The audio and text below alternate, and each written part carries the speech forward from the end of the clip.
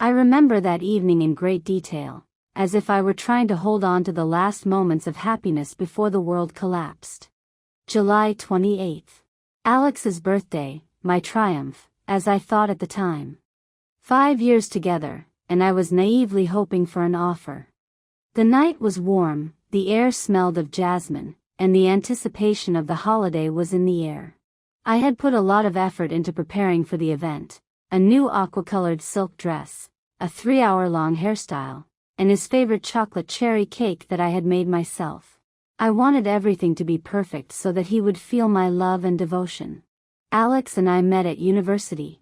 He was 2 years older, serious, determined, and had a contagious sense of humor. He captivated me with his intelligence, gallantry, and the way he looked at me, as if I were the center of his universe. Our love was intense, passionate, and seemed to come straight from a romance novel. After university, he got a job at a large IT company and quickly moved up the corporate ladder. I worked as a journalist, writing articles for a local magazine. My work was enjoyable, but in recent years, I felt that I was losing myself, getting lost in Alex's life. The most important person in my life, after Alex, was Lisa. We'd been friends since we were in the sandbox, dreaming together, experiencing our first disappointments. Lisa was the opposite of me, vibrant, extravagant, always the center of attention. She worked as an interior designer, possessing excellent taste and a talent for finding beauty in ordinary things. Lisa was my sister, my family. I trusted her as I trusted myself. Lisa was also at the party, like a bright red rose among the calm colors. Her new dress fit her perfectly, and her hair was styled in an intricate fashion.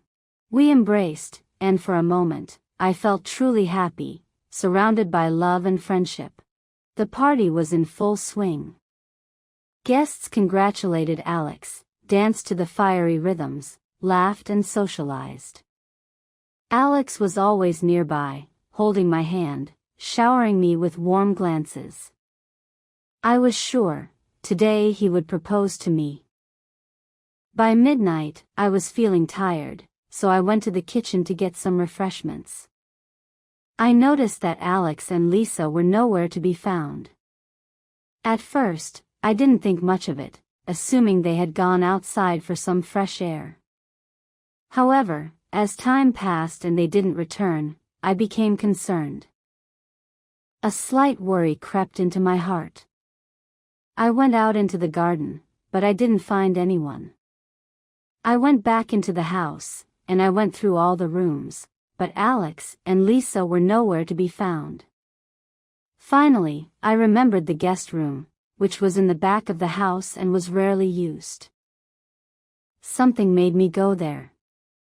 Intuition? A premonition of trouble? I don't know.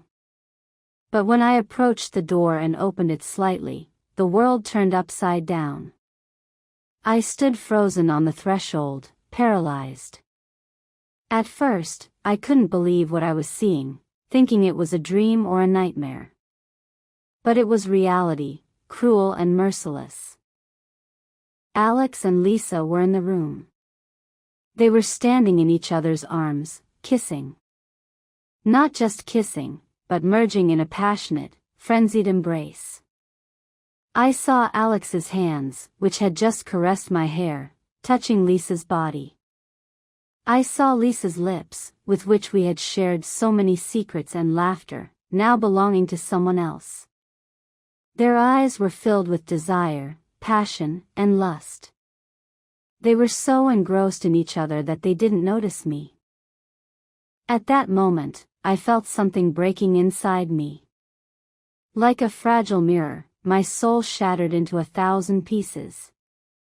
I couldn't breathe, I couldn't speak, I couldn't move. The pain was so intense that I could physically feel it in my chest, my throat, and every cell in my body. I don't remember what happened next. I think I screamed, but maybe it was just in my head. I turned around and ran. I ran without looking where I was going, through the crowd of guests, past their surprised faces. I needed to run, to get as far away from this nightmare as possible. I ran out of the house, got into my car, and drove away. Where? I don't know. I just drove until I ran out of gas. I stopped on the side of the road and started crying. That night, I lost everything. My love, my friendship, and my faith in people. My world collapsed in an instant. The perfect picture I had been painting for years turned out to be a lie, an illusion. I spent several days in complete despair. I didn't eat, I didn't sleep, and I didn't answer my phone. I was broken, crushed, and devastated. Alex called, begging for a meeting, saying it was a mistake, that he only loved me. But I couldn't see him, couldn't hear his voice. He betrayed me, shattered my heart. Lisa also tried to talk to me, sending messages, coming to my house. But I didn't open the door, didn't answer the phone. I couldn't understand how she could do this to me, to our long-lasting friendship. How could she betray me? I felt dirty, humiliated, and deceived. I no longer believed in love, friendship, or people. It took me several weeks to start recovering. At first, I forced myself to get out of bed, eat, and go outside. Then, I started seeing a therapist and sharing my experiences. The psychologist helped me to understand that it was not my fault for what happened. That I should not blame myself for being betrayed. That I am worthy of better. I made a decision to start a new life. I changed my job, moved to another city. I tried to avoid everything that reminded me of the past. It was not easy. The pain came back again and again. But I was determined to move on. I made new friends, became interested in yoga and painting, and started traveling. Gradually, I started feeling better and enjoying life again. Several years passed.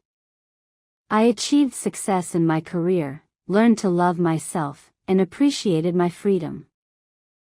One day, I happened to meet a mutual acquaintance. He told me that Alex and Lisa got married a year after that incident. However, their marriage was not a happy one. They constantly fought, cheated on each other, and eventually divorced. I didn't feel satisfied. I was just sad. Sad that my first love ended so tragically. Sad that my best friend had betrayed me. I've never been able to forgive Alex and Lisa. Maybe one day I will, but for now, the wounds are still too fresh. I've learned to move on, but the scars from that night will always be there. They remind me of how fragile the world is, how easy it is to break it, and how difficult it is to put together the pieces of a broken heart. But I believe that after the rain, the sun always comes out. After a dark night, there is always a dawn. And I believe that one day, I will meet someone who will truly love me, who will appreciate me, and who will never betray me. And then, the pieces of my broken heart will come together to form a new, beautiful mirror, where I will see a happy and confident woman.